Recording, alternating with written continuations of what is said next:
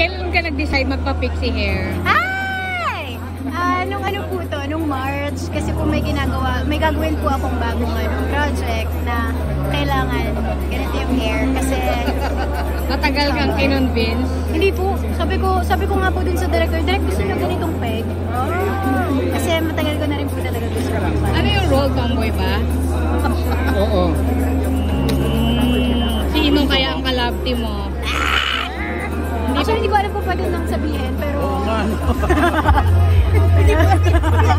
Is it a series or is it a series, a GL or what? series po, series. Wow. Sino kaya? Abangan nyo po.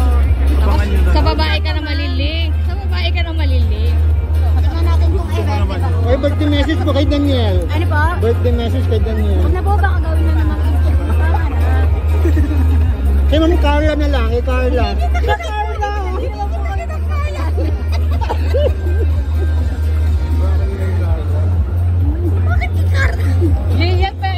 Even before, noon pa, wala kang bahid. Wala kang bahid, oh. Nang ano po? Ang pagka-lesbiana. No, curious po ako ngayon, lalo na po nung ano,